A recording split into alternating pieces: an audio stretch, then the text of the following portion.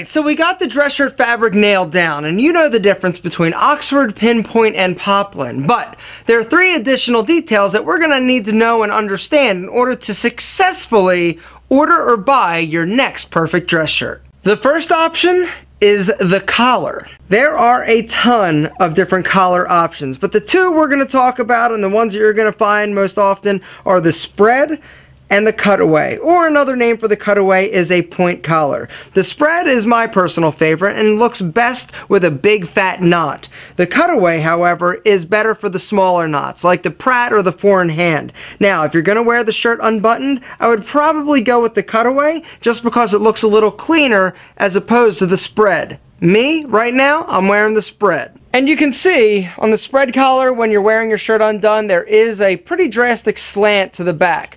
It's a fine look, it looks great, but some people prefer the point. But next up, we got to talk about the cuff. And really, there are only 2 options that I want you to consider. There are really only 2 cuff options. You've got the French and you've got the barrel. But the barrel comes in a bunch of different varieties. First, let's talk about the French. The French is a great dressy option. It does require cufflinks. So if you're into cufflinks, the French cuff is great.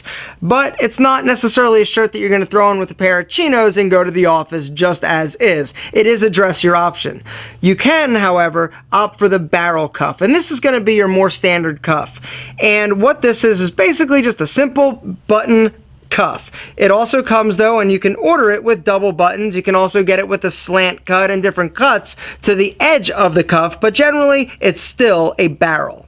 When you're in a store shopping for a new dress shirt, assume that most of the shirts are going to have the button or the barrel cuff. The one exception is going to be if you're looking at that shirt and it has the cuff laying across the front of the shirt. That is your tip, and you know if it's doing that, it's actually a French cuff. Check it out.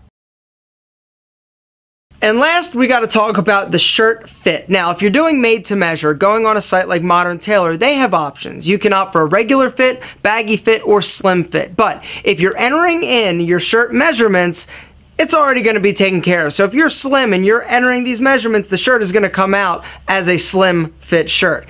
Does that make sense? I hope so. But in a store, you do have the option of regular or slim fit. Now, sometimes slim fit is called modern fit. And in some stores, like Banana Republic, you're finding the super slim, which is actually a tighter fit than the slim. If you're a slim guy, super slim is definitely the way to go, but you gotta try the shirt on to make sure. Gentlemen, remember, eliminate any extra fabric. That's gonna be your best bet to ensure that that shirt is fitting you like a glove, enhancing your natural silhouette.